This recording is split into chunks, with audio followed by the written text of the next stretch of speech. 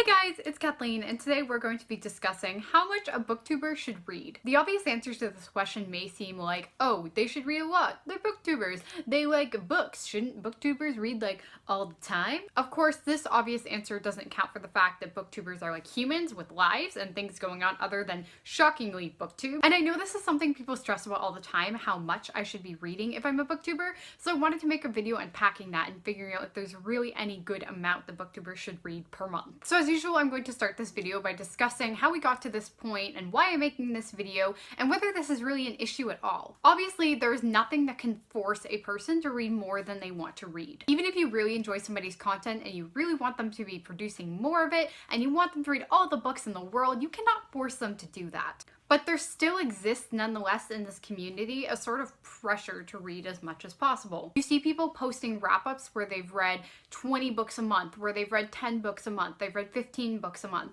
And then you have people like me who have at their peak, I think, read 8 books a month, and at their lowest have read 2 books a month. And it's really easy to look at those videos and feel like you're not doing enough and you're not reading enough and you're not being as good as a booktuber as you could be. And you say, oh, well, it's because I'm a student and I can't read a lot. But then you also see people who are also students and they're reading 10 books a month and you feel like you're a complete failure at this whole thing. This is what goes through my head, so I just assume this is everyone else's thought process. But oftentimes there is a pressure to read more in this community, partially because it creates engaging content in the book world. So if you're somebody who literally reads 1 book every month, then you're probably not going to have very interesting wrap-ups and you're not going to have books to talk about very often. Sure, you'll have things you've read before booktube and you'll have that 1 book a month, but you're not going to have new books. And especially if you don't like that 1 book you read every month, then you're not going to have a lot to recommend, and then people aren't going to want to watch you if you're just always negative and talking about that 1 book you hate every month. So there's pressure to read more, not only because other people are doing it and other people seem to be accomplishing it, but also because it feels as though you can't create good, worthwhile content if you're not reading a lot. Let's talk about whether there is any set amount that you need to read then in order to be good at booktube, in order to do well by your audience. I'm gonna go out on a limb and I'm gonna say no, there's no set amount for this. I'm not lesser of a booktuber because I read 2 books in March, nor am I more of one because I read 8 books last August. There is no set amount. You can read 3 or 4 books every month and still have lots to talk about on your channel. Keep in mind, not everybody's channels are just recommendations videos, so you have lots to talk about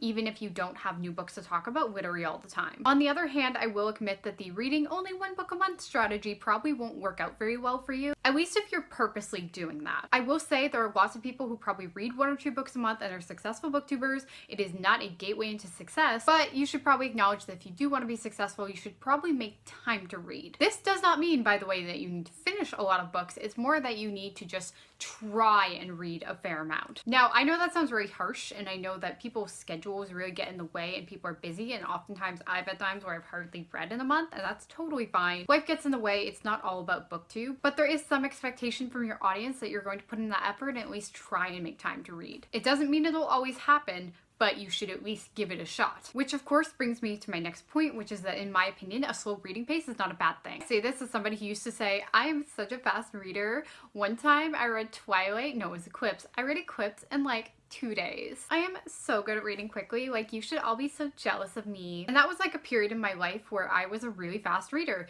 and I don't have that time anymore, nor am I as invested as I used to be. I still love to read, but I don't feel the need to have to finish a 500-page book in a day to prove that I'm a successful reader. And frankly, I don't think you should either. There's a difference between making time to read and making every moment a time to read. It's fine to read slowly, and it's totally fine if you can't dedicate every second of your day to reading. In my opinion, what matters is that you put some kind of effort into finding time to read. It doesn't matter if all your time is reading or not. I firmly believe that the problem is not slow reading paces whatsoever. Honestly, if you push yourself to read faster than you want to, you're just going to end up unhappy, so I really don't recommend that strategy. So to conclude that point off, I'm going to say that no, there's no set amount of books you have to read per month.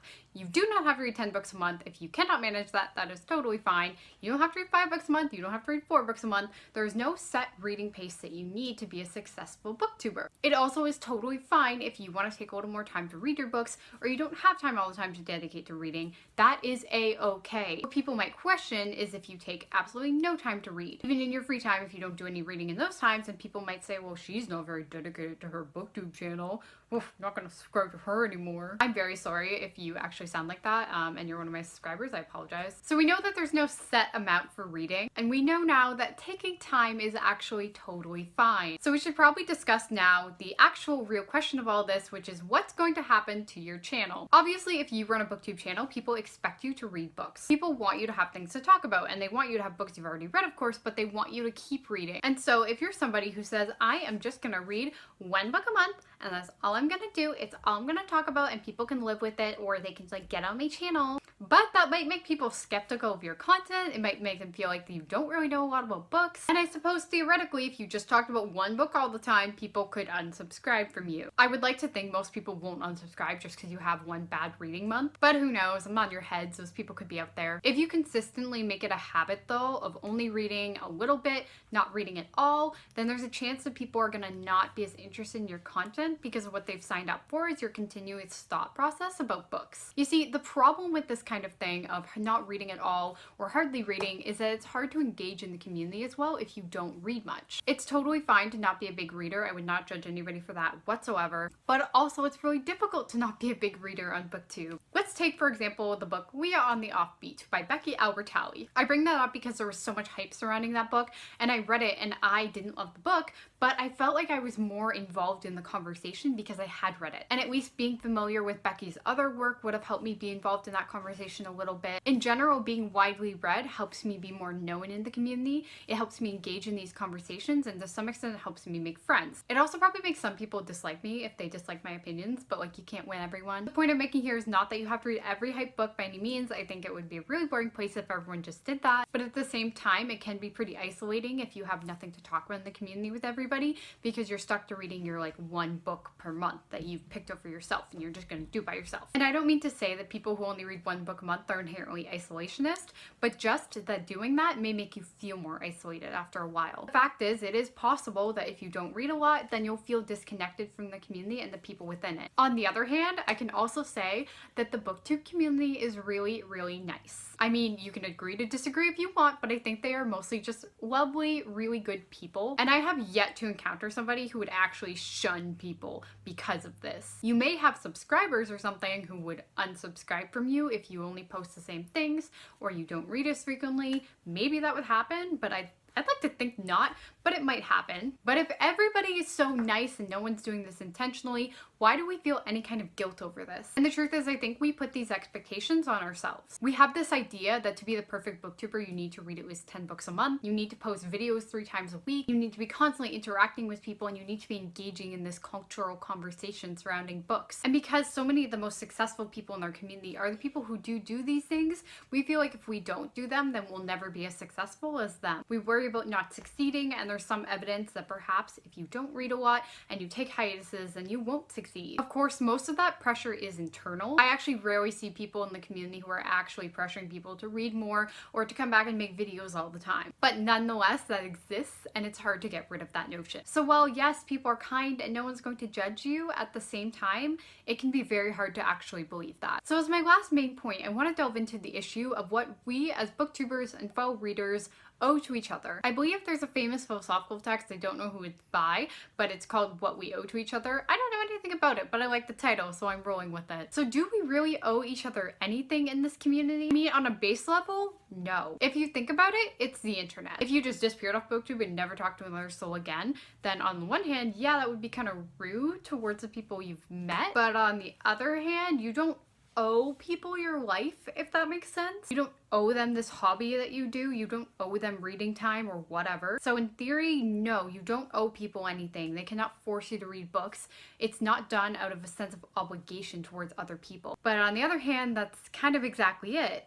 It's not done out of the sense of obligation. It's done because you want to do it. On the other hand, people don't really owe anyone anything in life, but we choose to do those things anyway because that's what gives life meaning. This just got really philosophical. I apologize. But really, life does have more meaning when we make commitments and we make promises and we follow through on those commitments and promises. If you commit to making videos, then you don't necessarily owe people things. You have made a commitment and it's cool to honor that. It's not that you have to fulfill the commitment all the time in order to honor it. I think honoring it can just involve explanations to people. I think you do as a content creator have to face up to what it is you want for your channel and what you want it to be going forward. If Christine from Poland Banana Books suddenly stopped reading books and decided she didn't want to have a YouTube channel anymore, then that ultimately would let people down. account. Almost 400,000 of them, to be precise. Now, they're not owed her channel, and they're not owed her reading, but they have come to expect it, and when you expect that there's an order to things, it can be a bit jarring when that order suddenly changes. So does numbers have to determine whether the amount you read is valuable? To some extent, it probably does, because the more people who are invested in your content,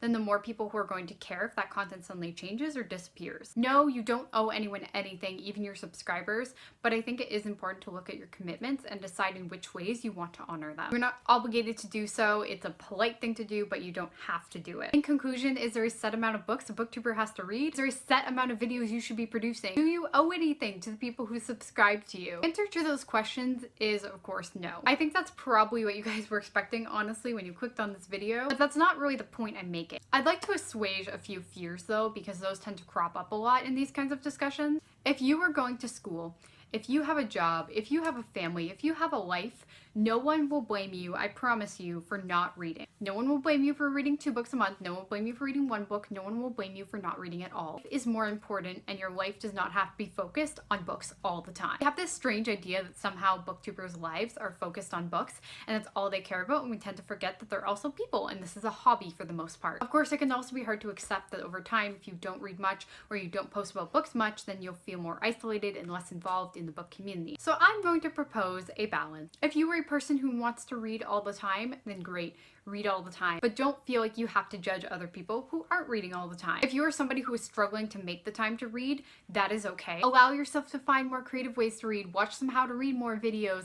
I have one, how convenient. And ultimately allow yourself to fail once in a while. It's unlikely you'll read 10 books every month. Some people do that, but the majority don't. So what really matters is finding that balance between feeling like you have to read all the time and feeling too pressured to never be able to read anything at all. You need to honor your commitments, sure, but you also need to honor your commitment to yourself, which is primarily to treat yourself well. And if your grades are suffering and your life is suffering because you're constantly worried about not reading enough, then you need to step back and examine that. Ultimately, I can promise you that book will wait, and you do not need to read 10 books a month in order to be happy. So that's it for that discussion video / part life advice that turned into. I hope you guys enjoyed this video and of seeing me in a video with a ponytail for the first time that was not a vlog. Also, please comment below. I really want to hear your thoughts on this and how you feel. If you have any trepidations regarding reading and stuff like that, I would love to know. If you did enjoy this video, please give it a thumbs up and subscribe on your way out if you're new here. If you would like to follow me at any of my social medias, I will link them all in the description. But in the meantime, I'll see you guys next time.